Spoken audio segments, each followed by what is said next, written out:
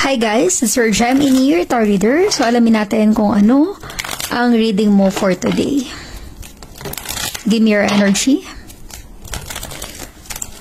Give me your energy. Ano ang reading mo for today?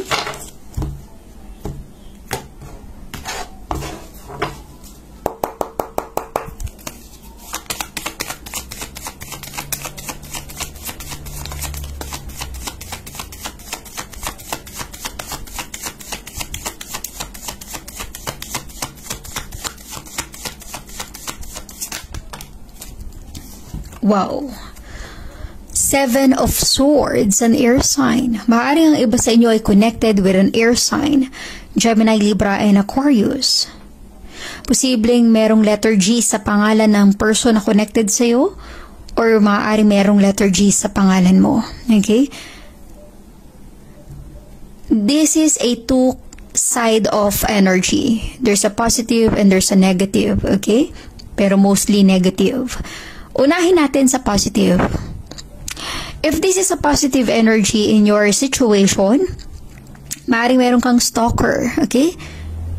Maaaring tagahanga, admirer, someone na wala siyang lakas ng loob para aminin or sabihin yung totoo niyang nararamdaman. So, hanggang view lang siya ng my story mo or hanggang tingin lang siya sa social media mo, anong status update mo. Of course, ang negative side doon, maaaring stalker mo siya. Okay? Medyo, pag hindi mo gusto yung taong ito, talagang ingat ka kasi maaaring lagi ka niyang sinusubaybayan.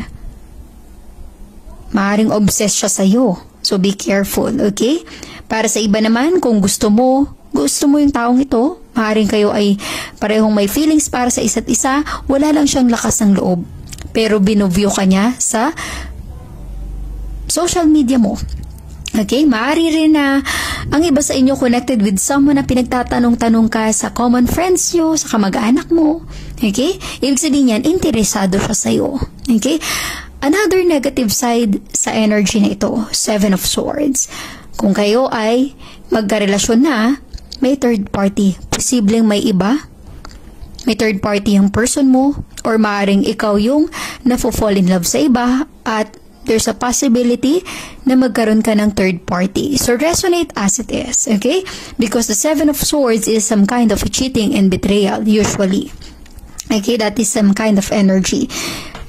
Para sa iba naman, kung ito ay yung pinagkatiwalaan, kung ito man ay sa relationship or sa pamilya, sa kamag-anak mo, sa kaibigan mo, pinagkatiwalaan mo, pero niloko ka, stab in the back. Okay? Maaring iba sa inyo, posible ring na-scam or mas-scam. So, be careful. When you see the Seven of Swords, that is a sign na maging wise ka sa paligid mo. Kasi hindi mo alam, baka merong ahas dyan sa tabi-tabi. Baka meron dyan na hindi gagawa ng maganda. Okay?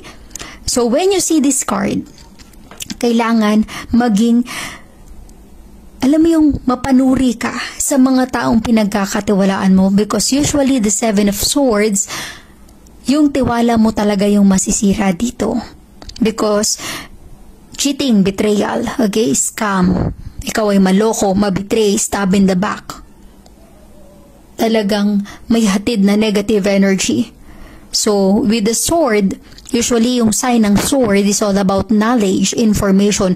Kung ikaw ay wise, matalino, ikaw ay wais, alam mo yung gagawin mo. Ikaw ay maalam, marunong, madiskarte.